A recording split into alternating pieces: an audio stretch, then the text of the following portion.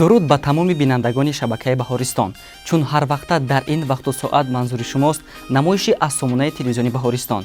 Дар барномаи имрӯза низ мо шуморо аз навигариҳои шабака ва сомонаи телевизион огоҳ месозем.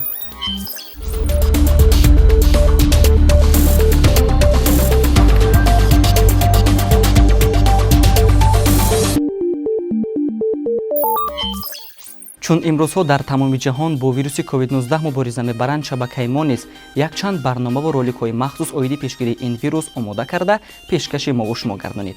Мубориза бо ин беморӣ то ҳанӯз идома дорад. Аз ин рӯ ҳар ҳафта дар намоиши суҳбати рӯз мутахассисон даъват мешаванд, ки оиди бартараф намудани тарсу ҳарос аз ин беморӣ суҳбат намуда ба тамошобинон тавсияҳо диҳанд. барномаи суҳбати рӯз ки ҳар ҳафта рӯзи душанбе пешкаши мову шумо мегардад, мавзӯъҳои гуногунро дар бар мегирад. масъулини намоиш вақтҳои охир кӯшиш менамоянд ба барнома беҳтарин равоншиносон, духтурон ва мутахассисонро ки оид ба пешгирии бемории COVID-19 ва тарсу ҳарос бар зидди ин бемории сироятӣ суҳбатҳо мегузаронанд, даъват намоянд. бояд гуфт махсус барои матраҳ намудани ин мавзӯъ зиёда аз 10 мутахассис ба барнома даъват шуданд. аз ҷумла равоншиносон Маҷид ва Биби Ҳафиза, Мирзо Али Алиев, Қутбиддин Каримиён ва Хушнуд Табаров меҳмони намоиши суҳбати рӯз буданд. тамошобинони азиз, ҳамчун ёдовар мешавем, ки якчанд шумораҳои ин барномаро мо дар сомонаи худ www.tvb.tj ҷой намудаем, ки шумо метавонед ба он ворид шуда аз маслиҳати мутахассисон истифода баред. намоишамонро давом медиҳем. тавре маълум аст имрӯзҳо бештари мардум чӣ хурду чӣ бузург ба озмуни ҷумҳуриявии фуруғи субҳи донои китоб аст бештар таваҷҷӯҳ мекунанд. шабакаи мо низ ба озмуни мазкур диққати махсус дода кӯшиш менамояд аз рафти озмун шуморо огоҳ намояд. озмуни ҷумҳуриявии фуруғи субҳи донои китоб аст ба хотири ҷашни 30-солагии истиқлолияти давлатии ҷумҳурии Тоҷикистон пешниҳод шудааст.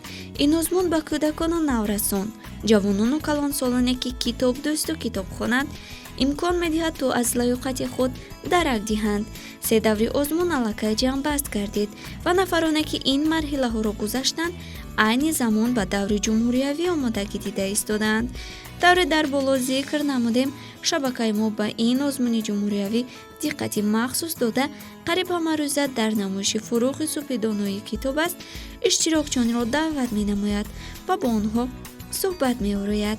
дар рафти суҳбат иштирокчиён доир ба озмун фикру ақидаҳояшонро мегӯянд ва аз китобҳои мутолиа намудаашон сухан мекунанд. якчанд шумораҳои ин барномаро низ шумо метавонед аз сомонаи мо www.tvb.tj пайдо намуда тамошо кунед. ҳоло бошад ба маълумоти шумо мерасонем, ки айни замон идораи дубляжи шабакаи Баҳористон филми аниматсионии Король Лев яъне Шоҳшерро тарҷума карда истодааст. воқеаҳои филм дар биёбонҳои гарму сӯзони африқо мегузаранд. ба олами ҳайвоноти минтақа шери ҷасуру мардонавор ва хиратманд Муфаса бо ҳамсари вафодораш Сароби роҳбарӣ мекунанд. онҳо соҳиби писар мешаванд, ки Симба ном дорад ва хеле кунҷкобу далер мебошад.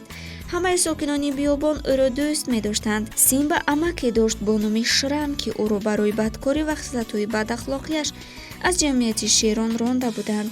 Шрам мехост бо роҳи фиреб соҳиби тахту тоҷ шавад. вай бо ин мақсад шербачаи ҷавон Симбаро истифода мебарад. ниҳоят Шрам падари Симбаро ба ҷари тела дода ҳалок месозад ва Симбаро ба марги падараш гунаҳгор менамояд. Симбаи ҷавон ба ӯ бовар карда аз хона баромада меравад. вай дар биёбон сарсону саргардон гашта дӯстони нав пайдо мекунад.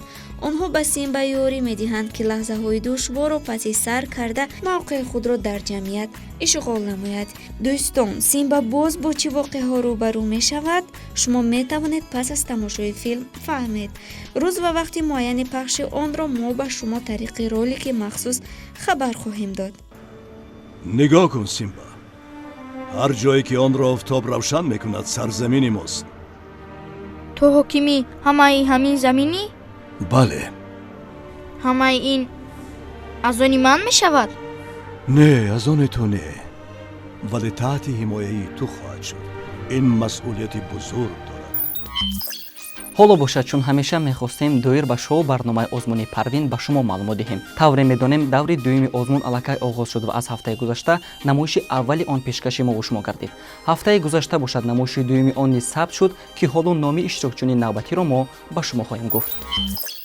ҳафтаи гузашта намоиши дуюми даври аввали шоу барномаи озмуни Парвин сабт шуд. иштирокчиёни навбатии озмун инҳо буданд: дар жанри вокал Меҳрангез Тағоева ва Мирсаид Қаюмов, дар маҳорати навозиш Раҳматшоҳ Файзов ва Муҳаммад Ёров, дар ҳунари рақс Нозанин Ҳотамова ва Азиза Холова баромад карданд. чун ҳамеша доварун ба иштирокчиён фикру ақидаҳои худро гуфта ба беҳтаринҳо овозашонро доданд.